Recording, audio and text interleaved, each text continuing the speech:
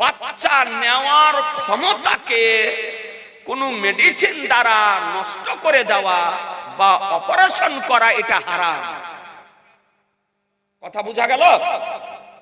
পুরুষ বা নারী যদি বাচ্চা নেওয়ার ক্ষমতাকে, বাচ্চা ধারণ করার ক্ষমতাকে চিরতরে নষ্ট করে দেয়, তবে এটা হবে হারাম।